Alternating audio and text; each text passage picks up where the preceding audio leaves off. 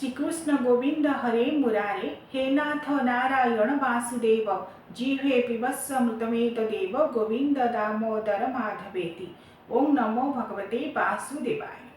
जय जगन्नाथ दर्शक बंधु, आगक आसूची पवित्र श्रीकृष्ण जन्माष्टमी। भाद्रव मास कृष्ण पक्ष अष्टमी तिथि रोहिणी नक्षत्र युक्त थाई से पवित्रतम तिथि रे पूर्णावतार प्रभु श्रीकृष्ण धरावक्षे प्रकट होते एवं सही कथार आधार में सर्वत्र खूब धूमधाम श्रीकृष्ण जन्माष्टमी को पालन कर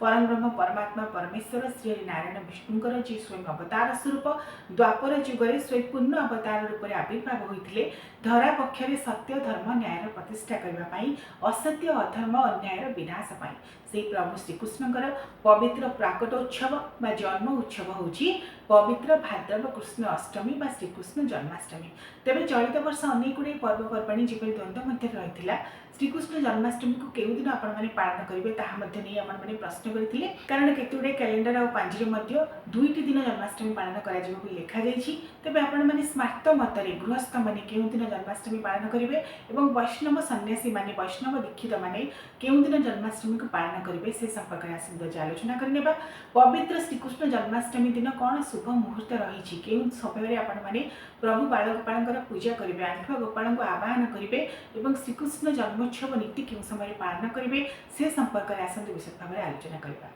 दर्शक बंधु, चलित वर्ष 2026 मसीह सेप्टेम्बर 4 तारिख और सेप्टेम्बर 5 तारिख यही दुईटी दिन में अष्टमी तिथि रही एवं यही दुईटी दिन को जन्माष्टमी बोली आख्यायित करा जायछि। तेबे स्मार्त मतरे जहाँ वेदशास्त्र मतरे गृहस्थ माने केउं दिन जन्माष्टमी को पालन करेंगे प्रथम आसंद से संपर्क में आलोचना करनेबा। दर्शक बंधु, प्रथम आपण मानक कहली जे भाद्रव मास कृष्ण पक्ष अष्टमी तिथि रोहिणी नक्षत्र युक्त थाई जो तिथि आसी थाए ସେହି ତିଥିରେ ମଧ୍ୟରାତ୍ରରେ प्रभु श्रीकृष्ण आविर्भाव होते तेणु श्रीकृष्ण जन्माष्टमी आम केउं दिन पालन करवा मन रखिए जो दिन भाद्रव मास कृष्ण पक्ष अष्टमी तिथि थी आउ ताहा रोहिणी नक्षत्र युक्त होइथिबो ସେହି दिन ही आम श्रीकृष्ण जन्माष्टमी को पालन करवा। जहाँ व्रत विधान रही उपवास रखा पूजा नैवेद्य को प्रभु श्रीकृष्ण को समर्पण करवा एवं सेथिपाई स्मार्त मतरे बा धर्मशास्त्र मतरे समस्त गृहस्थ माने समस्त संसारी माने सेप्टेम्बर 4 तारिख दिन प्रभु श्रीकृष्णकर जन्माष्टमी को पालन करेंगे एवं जो मैंने वैष्णव दीक्षित वैष्णव सन्यासी इस्कन डिवोटी माने सेप्टेम्बर 5 तारिख दिन सूर्योदय को आधार करी से दिन जन्माष्टमी को पालन करेंगे। जो दिन आम नंदोत्सव को पालन करवा से दिन जन्माष्टमी को पालन करेंगे। तेबे चलित वर्ष सेप्टेम्बर 4 तारिख 2026 मसीह अष्टमी तिथि केउं समय आरंभ होउची केउं समय शेष होउची रोहिणी नक्षत्र केउं समय आरंभ होउची केउं समय शेष होउची ता सहित श्रीकृष्ण जन्माष्टमी दिन केउं समय आपण माने पूजा करेंगे निश्चित कालर पूजा समय कौन रही से संपर्क में आसंद जानेबा। दर्शक बंधु, सेप्टेम्बर 4 तारिख 2026 मसीह अष्टमी तिथि आरंभ होउची रात्र 2:25 एवं अष्टमी तिथि सरुची सेप्टेम्बर 5 तारिख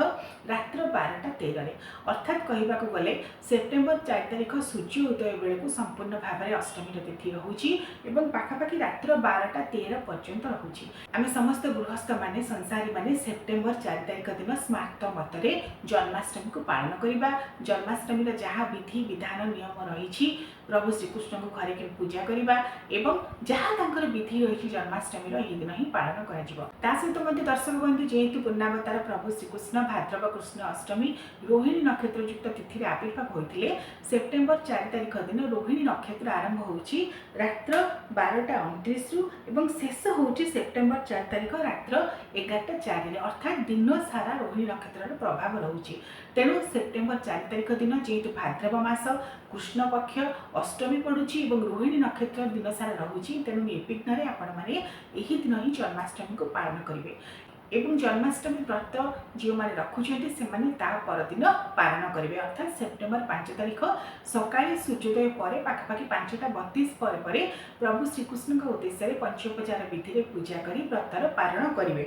एवं आसत जाना सेप्टेम्बर 4 तारिख दिन जो निश्चित कालर समय अर्थात मध्यरात्र क्यों समय आपने पूजा करेंगे कारण प्रभु मध्यरात्र ही आविर्भाव होते से मन रखिए सेप्टेम्बर 4 तारिख दिन आपण मैंने रात्र 11:23 रात्र रातिर 12:09 यही समय मध्य निश्चित पूजा करेंगे। अनेक भक्त रात्र उजागर रहती मध्य रात्रि प्रभु श्रीकृष्ण जिते आविर्भाव होते से कथार आधार में निश्चित काल पूजा करती।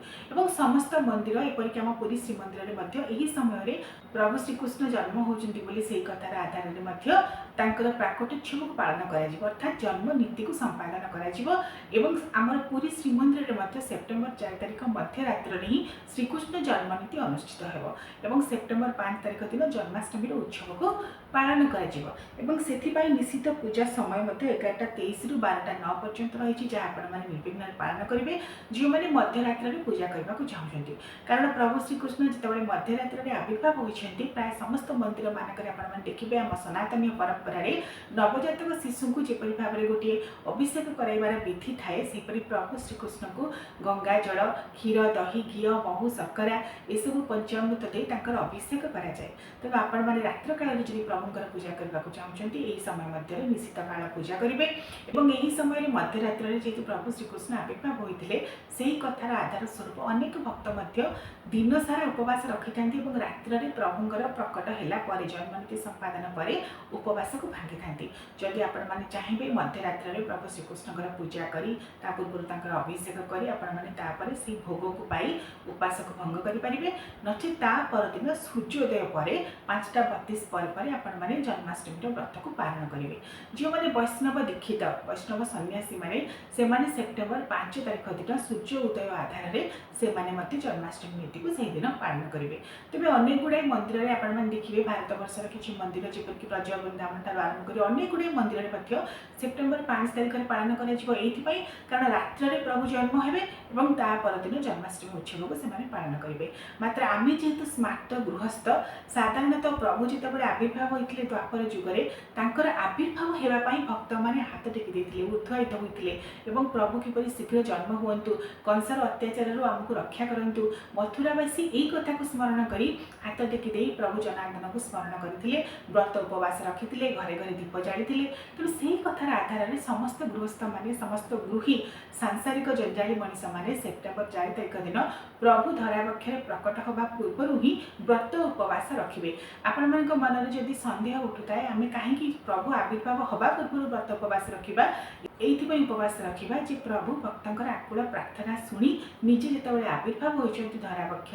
देवकी माँ गर्भरे से समस्त भक्त निजे व्रत उपवास रखी प्रभु उद्देश्य विविध प्रकार प्रार्थना जनान स्तोत्र श्लोक पाठ कर प्रभु को आह्वान करते प्रभु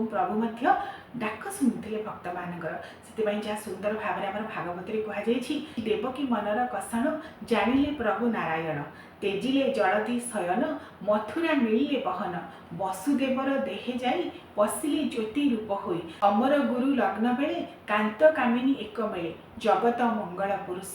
देवकी उदरे प्रवेश। भक्त मानकर डाक को शुणी व्याकुलित होई प्रभु देवकी माँ उदर में गर्भरे प्रवेश करते भाद्रव मास कृष्ण पक्ष अष्टमी तिथि रोहिणी नक्षत्र में प्रभु धरावक्ष आविर्भाव होते कंसर बंदीशाला से समस्त गृही मैंने प्रभु श्रीकृष्ण प्रकट होगा पूर्व व्रत उपवास को रखी पूजा करने आम सनातन निर्देश और परंपरा रही। तेणु आपण मैंने चलित वर्ष सेप्टेम्बर 4 तारिख में आम समस्त गृहस्थ मैंने जन्माष्टमी को पालन करवा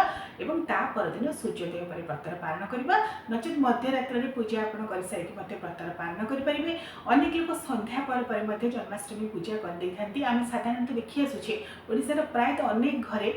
साधारणतः संध्या पर जन्माष्टमी पूजा कराए गोटे प्रकार उचित कहीं संध्या पर ही प्रभुंर आह्वान कराए। तेणु आपण मैंने रात्र प्रथम घड़ी अर्थात रात्र 9टा मध्य प्रभुंर आह्वान कर पूजा करेंगे किंतु यही समय व्रत भांगा उचित नुहे कारण प्रभु प्रकट होगा ही व्रत को भांगा उचित। तेणु आपण मैंने 9टा 10टा मध्य पूजा करेंगे श्रीकृष्ण जन्म वृत्तांत शुणिपारे भागवत को पाठ करेंगे विविध प्रकार श्लोक स्तोत्र प्रार्थना को पाठ करेंगे। मात्र रात्रि प्रभु आविर्भाव होगापर आपण मैंने परदिन सूर्योदय पर जो व्रत को भंग करते अशेष कल्याणप्रद सब्यस्त हो। आगक आसूची पवित्र श्रीकृष्ण जन्माष्टमी आपण मैंने जानिले केउं दिन गृहस्थ माने जन्माष्टमी को पालन करेंगे और केउं दिन वैष्णव सन्यासी माने बा दीक्षित सन्यासी बा जो मैंने वैष्णव सन्यासी इस्कन डिवोटी माने से माने केउं दिन पालन करेंगे। समस्त को बहुत बहुत शुभेच्छा और अभिनंदन। जय जगन्नाथ।